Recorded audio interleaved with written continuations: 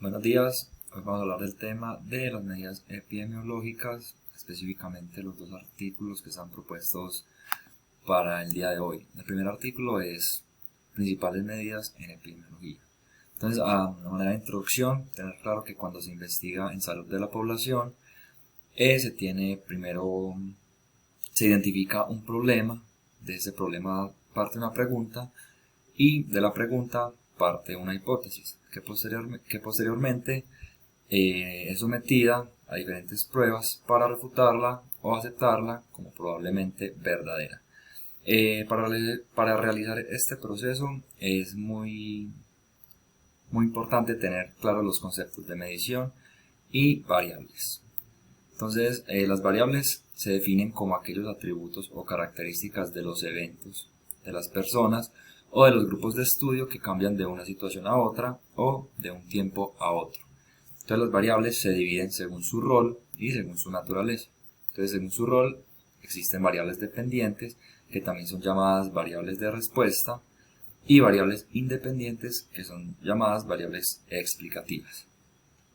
Y según su naturaleza, encontramos las variables cualitativas y las variables cuantitativas. La medición consiste en asignar un número o una calificación a alguna propiedad específica de un individuo, una población o un evento. Entonces, para medir se siguen 4 pasos. El primero es delimitar la parte del evento que se va a medir. Segundo, seleccionar la escala con la que se va a medir. Tercero, comparar el atributo medido con la escala. Y finalmente se emite un juicio de valor acerca de los resultados de la comparación. Bueno, ya la clasificación de variables y escalas de medición, entonces tenemos según su naturaleza, cualitativas y cuantitativas. Solo cualitativos se hace referencia a los atributos como el sexo, la residencia, el estado civil, la raza. Estas cualitativas se pueden dividir en nominales, que son categorías sin orden, por ejemplo, hombre o mujer. Y también se dividen en ordinales, que son categorías con orden, por ejemplo, el estrato socioeconómico.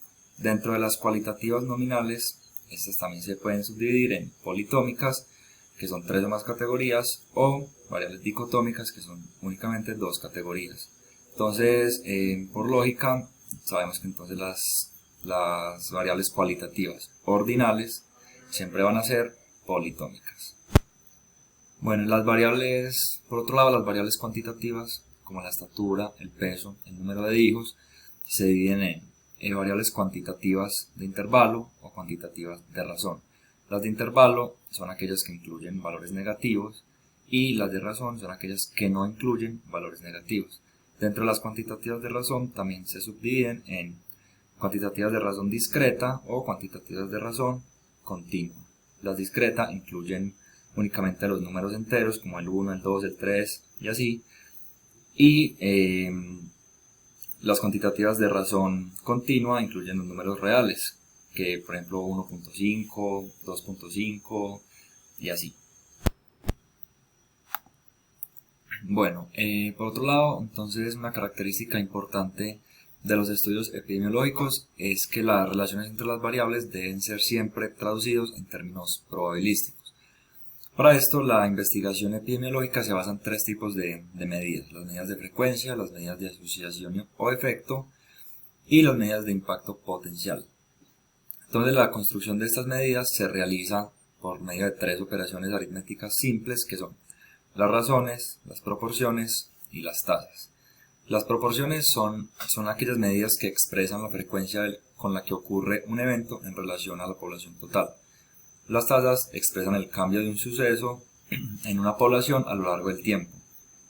Y las razones es la relación existente entre 2 eventos de una misma población o un solo evento de 2 poblaciones.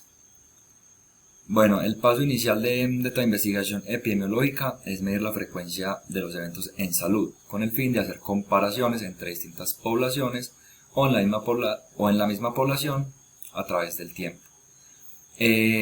Las principales medidas de frecuencia en epidemiología son la mortalidad y la morbilidad. Entonces, la mortalidad se habla de mortalidad general y mortalidad específica, y entre las medidas de frecuencia de morbilidad están la incidencia y la prevalencia. Entonces, la prevalencia es la proporción de la población que padece una enfermedad en un estudio en un momento determinado. Nunca puede tomar valores de 0, menores que 0 o mayores a 1. Y la prevalencia a menudo se expresa como cuántos casos hay por cada 1000 personas o por cada 100. Y por otro lado, la incidencia expresa la cantidad de casos nuevos que aparecen en una población en un tiempo determinado. La incidencia es muy importante porque permite establecer las relaciones de causa-efecto o de enfermedad-exposición entre determinadas características de la población y diferentes enfermedades. Bueno, las medidas de asociación.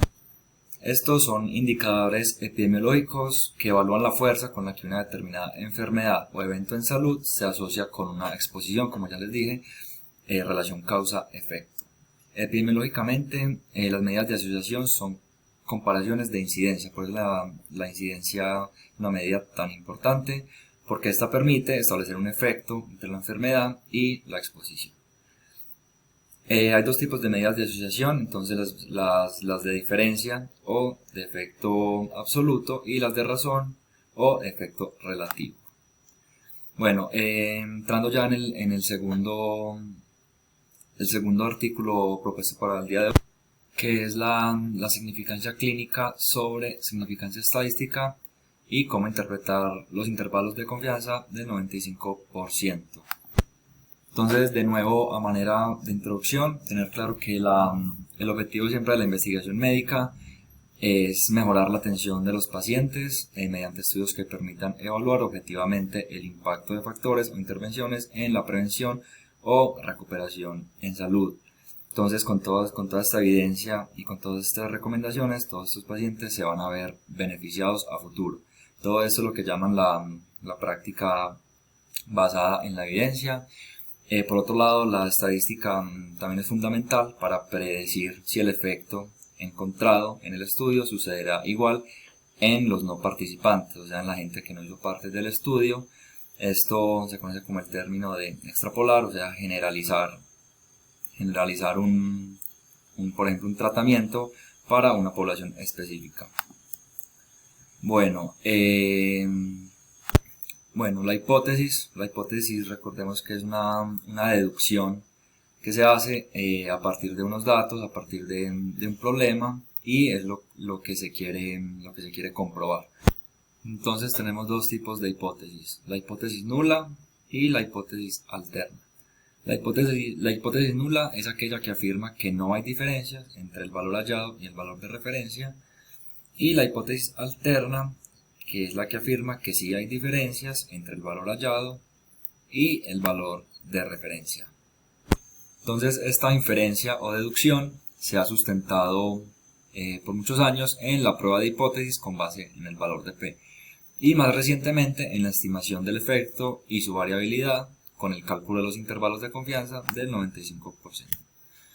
Bueno, el valor de P. Entonces, el valor de P es una medida que se utiliza para determinar la fuerza de la evidencia en contra de la hipótesis nula. Cuando este valor es menor o igual al límite preestablecido, o alfa, hay alfa negativo a este lado y alfa positivo a este lado, que tienen un valor del 0.05 o 5%, se rechaza la hipótesis nula en favor de la hipótesis alterna. O sea que hay un resultado estadísticamente significativo. Claramente, entre menor sea el valor de P, mayor evidencia estadística. O sea, entre más se aleje hacia la izquierda o hacia la derecha el valor de P, por ejemplo, comparando dos tipos de tratamiento, mayor será el resultado estadístico. Esto es, por ejemplo, esto es una imagen de una media con su desviación estándar. El valor de P partiría desde su límite, hay un límite inferior y un límite superior, o un límite negativo y un límite positivo. Por otro lado, el intervalo de confianza es aquel que describe la variabilidad entre la medida obtenida de un estudio y la medida real de la población. El nivel de confianza del 95% significa que el intervalo de confianza abarca el valor verdadero en 95 de 100 estudios desarrollados. Entonces el nivel de confianza del 95% es la probabilidad de que, por ejemplo, cuando yo comparo dos variables, la probabilidad que caiga sobre todo este cuadrito azul. Entonces por eso cuando él se aleja, cuando el valor de P es menor a 0.05 hacia un lado o hacia el otro, hay una diferencia estadística porque no está haciendo parte del 95%, que es un porcentaje alto, sino que está obteniendo unos resultados que son importantes. Bueno, y por último, las diferentes interpretaciones que podemos tener. Entonces la primera es la diferencia o asociación no concluyente, y esto sucede cuando el intervalo de confianza a 95% del estimado del efecto incluye al valor nulo. Esto no significa que haya o no haya un efecto, sino que el estudio no aporta una evidencia suficiente. Bueno, aquí por ejemplo tenemos estas rayitas rojas que siempre están atravesando este valor nulo. Entonces eso significa esta interpretación. Entonces esto es como si fuera algo así, ¿cierto? Teniendo pues acá 2.5%, 2.5%, y todo esto hace parte del nivel de confianza que ya lo había dicho, que es del 95%. Entonces no hay cambio estadísticamente importante.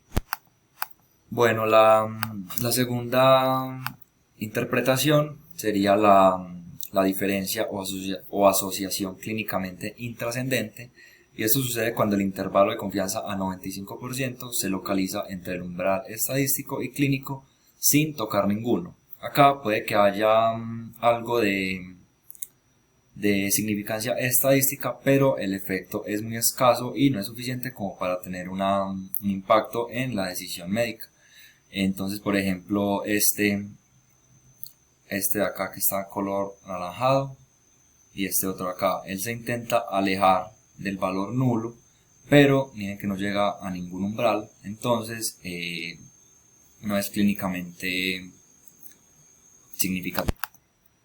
La tercera interpretación que podemos hacer es la diferencia o asociación clínicamente no contundente. Esto sucede cuando el intervalo de confianza del 95% está por arriba o distal del umbral estadístico, o sea que está lejos del valor nulo, pero este incluye el umbral clínico que se ha predeterminado. Entonces, por ejemplo, bueno, esto pudiera ser no tan importante como quizás se esperaba. Entonces es esta rayita verde, se puede ver que él se aleja del umbral clínico a favor de algún tratamiento, en este caso el tratamiento A. Él se aleja, pero él incluye el umbral, entonces puede que no sea tan significativo como se esperaba en el estudio. Y por último, la diferencia o asociación clínicamente contundente. Esto sucede cuando el intervalo de confianza del 95% no incluye ni al umbral clínico, ni al valor nulo. Se aleja completamente, entonces sería algo como así, siendo esta la media con su desviación estándar, y siendo todo esto el 2.5%. Recordamos que todo esto es el 95, entonces vemos que este punto se aleja completamente. Entonces esto es lo que nos da a entender que es muy importante este resultado para la toma de decisiones. Y listo, estos son los dos artículos, y muchas gracias.